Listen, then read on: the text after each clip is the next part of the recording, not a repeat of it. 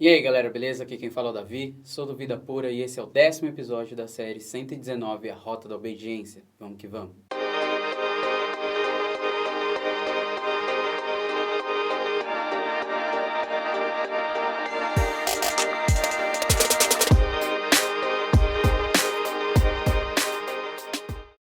Bom, esse é o 10º episódio da série 119, A Rota da Obediência, e até aqui foram já 2 meses e meio de muito aprendizado, totalmente conduzido pela Palavra de Deus, e glória a Ele por isso. No Salmo 1, versículos 1 e 2, diz o seguinte: Como é feliz aquele que não segue o conselho dos ímpios, não imita a conduta dos pecadores, nem se assenta na roda dos zombadores.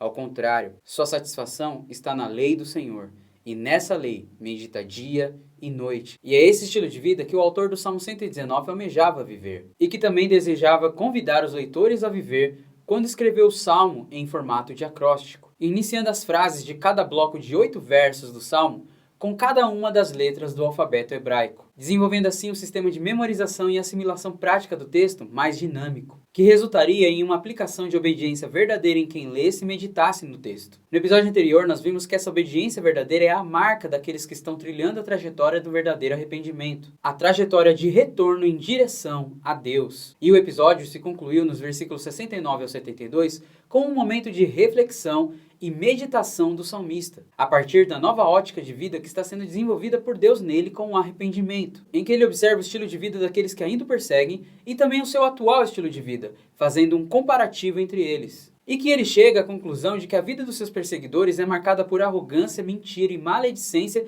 e por um coração insensível àquilo que vem de Deus. Enquanto que a sua realidade atual tem sido marcada por obediência de todo o coração e prazer e contentamento em Deus e em sua palavra. E ele não faz essa comparação para atribuir o mérito dessa realidade a si mesmo, mas para atribuir àquele que é capaz de fazer infinitamente mais do que tudo que pedimos ou pensamos, de acordo com o seu poder que atua em nós, o nosso Deus. E com isso ele demonstra estar nascendo nele um dos frutos mais belos do verdadeiro arrependimento: a sujeição, e que produz em nós um dos pontos de caráter mais maravilhosos e que evidencia a vida e a essência de um verdadeiro filho de Deus, de um verdadeiro salvo. E que nós vamos, nesse e no próximo episódio, discorrer em 2 partes: a humildade. E a primeira que vamos meditar juntos nesse episódio é o princípio da humildade na obediência. E o bloco de versos do Salmo 119 que irá nos conduzir nesse entendimento será o bloco dos versículos 73 a 80, que começam no seu original com a letra hebraica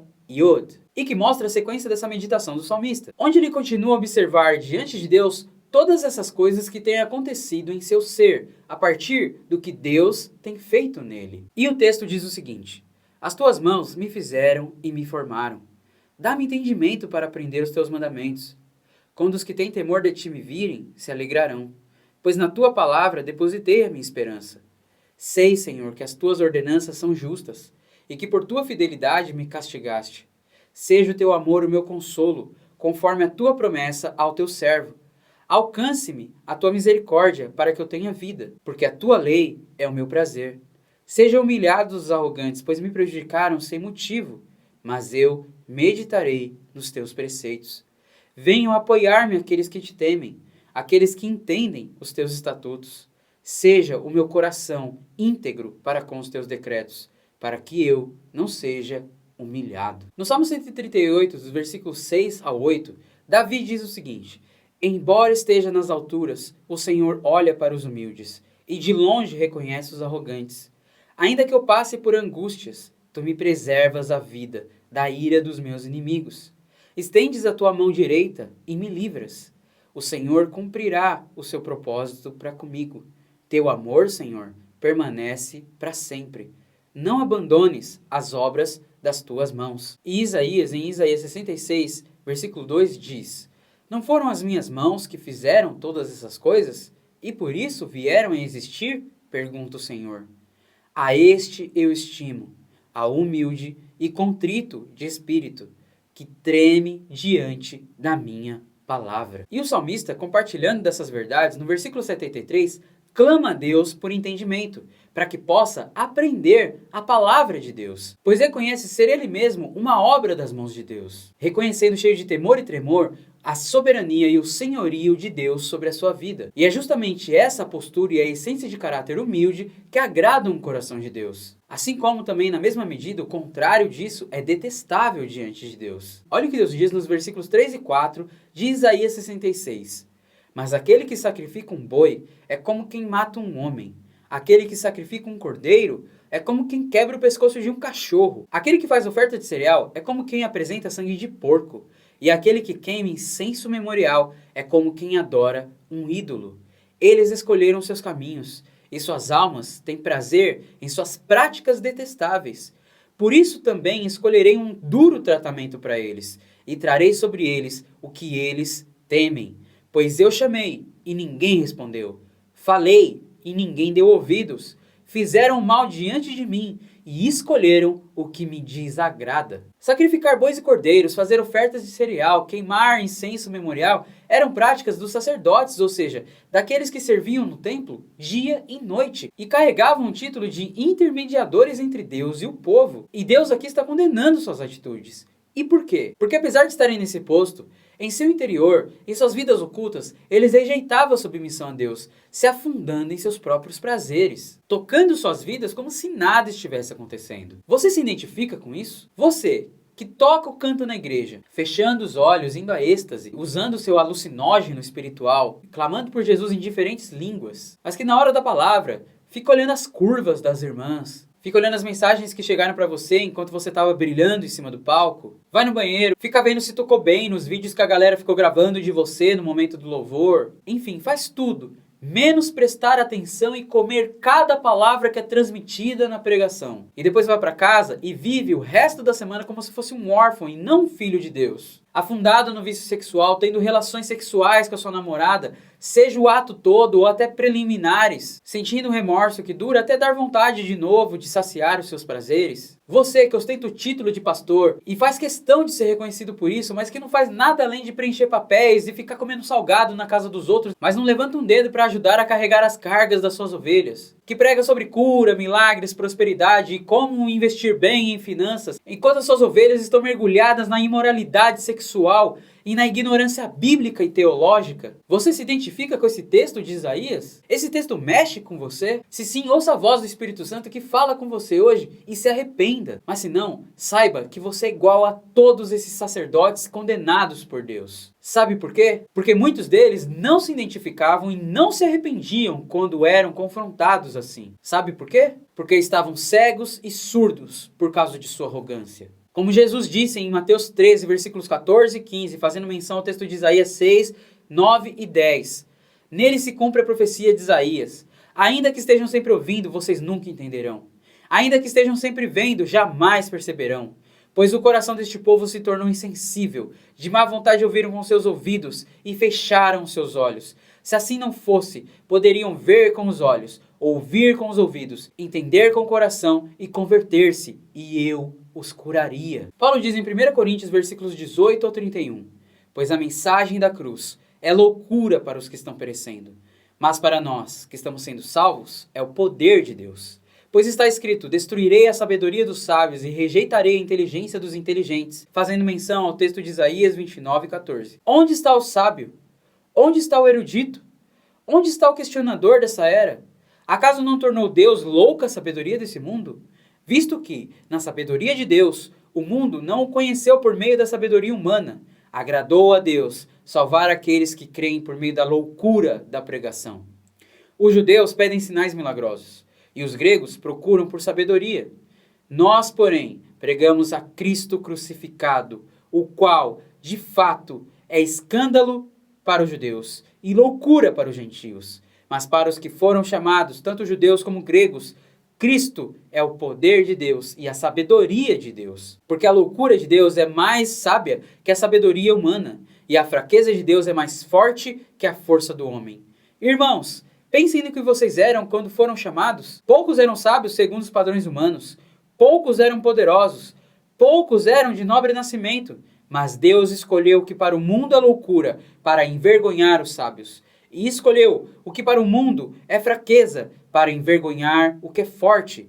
Ele escolheu o que para o mundo é insignificante, desprezado e o que nada é, para reduzir a nada o que é, a fim de que ninguém se vanglorie diante dele. É por iniciativa dele que vocês estão em Cristo Jesus, o qual se tornou sabedoria de Deus para nós, isto é, justiça, santidade e redenção, para que, como está escrito, quem se gloriar, glorie-se no Senhor. E por isso Jesus orou em Mateus 11, do 25 ao 30, dizendo: Eu te louvo, Pai, Senhor dos céus e da terra, porque escondeste estas coisas dos sábios e cultos, e as revelaste aos pequeninos. Sim, Pai, pois assim foi do teu agrado. Todas as coisas me foram entregues por meu Pai. Ninguém conhece o Filho a não ser o Pai, e ninguém conhece o Pai a não ser o Filho, e aqueles a quem o Filho quiser revelar. Venham a mim, todos os que estão cansados e sobrecarregados, e eu darei descanso a vocês. Tomem sobre vocês o meu jugo e aprendam de mim, pois eu sou manso e humilde de coração, e vocês encontrarão descanso para suas almas, pois o meu jugo é suave e o meu fardo é leve. E essa é justamente a essência do clamor feito pelo salmista: aprender direto de Deus que o criou, essa humildade para obedecer a Deus e a sua palavra. Afinal, como Salomão e Pedro disseram, Deus se opõe aos orgulhosos, mas concede graça aos humildes. E no versículo 74, o salmista mostra que essa graça que Deus concede aos humildes não vem somente diretamente de Deus, mas também se manifesta aos humildes no relacionamento de comunhão por parte daqueles que também vivem essa realidade em temor a Deus, cumprindo na prática e assim obedecendo o que é ordenado na parte A de 1 Pedro 5:5 e também em Efésios 4, do 1 ao 2, em que Paulo diz: como prisioneiro do Senhor, rogo-lhes que vivam de maneira digna da vocação que receberam. Sejam completamente humildes e dóceis e sejam pacientes, suportando uns aos outros com amor. No versículo 75, o salmista continua exercendo essa humildade de espírito, reconhecendo novamente, como no episódio anterior, que tudo o que Deus ordena e faz é bom, incluindo o castigo aplicado nele por Deus por seus pecados, admitindo a plena justiça de Deus nisso. Fazendo eco ao que Davi diz em sua famosa oração no Salmo 51, nos versículos 4 e 5. Contra ti, só contra ti pequei, e fiz o que tu reprovas, de modo que justa é a tua sentença, e tens razão em condenar-me. Sei que sou pecador desde que nasci, sim, desde que me concebeu minha mãe. Se enquadrando no perfil de obediência aprovado por Cristo em Mateus 5:5, que diz: Bem-aventurados os pobres em espírito, pois deles é o reino dos céus. Bem-aventurados os que choram, pois serão consolados. E é o que o salmista reconhece e recorre diante de Deus nos versículos 76 ao 77, quando diz: Seja o teu amor o meu consolo, conforme a tua promessa ao teu servo. Alcance-me a tua misericórdia, para que eu tenha vida, porque a tua lei é o meu prazer. E ele fecha esse bloco de versos do Salmo 119 com um raciocínio muito interessante e marcante. Ele pede a Deus que os arrogantes sejam humilhados no versículo 78, mas que ele continuará meditando na palavra de Deus. E até aí isso lembra muito aquelas letras de música cristã que trazem uma vingança gospel, não é? E essa sensação aumenta ainda mais no versículo 79, quando ele pede que venham apoiá-lo aqueles que temem a Deus e que entendem a sua palavra. Mas é no versículo 80 que entendemos aonde de fato o salmista quer chegar. Ele diz: Seja o meu coração íntegro para com os teus decretos, para que eu não seja humilhado. E se olharmos ainda de forma rasa, vai parecer também que o salmista que enalteceu a humildade até aqui, de forma contraditória, agora está trazendo um peso negativo para a humildade. Afinal, ser humilhado de uma forma bastante sintética e semântica traz a ideia de ser tornado humilde. Mas o que precisamos entender e enxergar aqui é que o salmista compreendeu que existem duas formas distintas de experimentar essa humildade que vem de Deus. Através do arrependimento verdadeiro, por meio de uma atitude de rendição diante de Deus, em verdadeira obediência ao que é dito em 1 Pedro 5:6 e em Tiago 4:10, que em resumo dizem: humilhai-vos debaixo da poderosa mão de Deus e ele vos exaltará no devido tempo, ou sendo humilhado por Deus, como parte da aplicação de sua justa ira sobre a nossa arrogância. E por isso o salmista clama por um coração integralmente obediente a Deus, porque ele sabe que essa segunda forma pode acontecer com ele, se ele não buscar viver a primeira. E é sobre essa primeira forma de viver a humildade que vem de Deus que nós vamos meditar no próximo episódio. Nós somos o Vida Pura e não desistimos da santidade. Bora, vamos juntos lutar e não desistir dela também.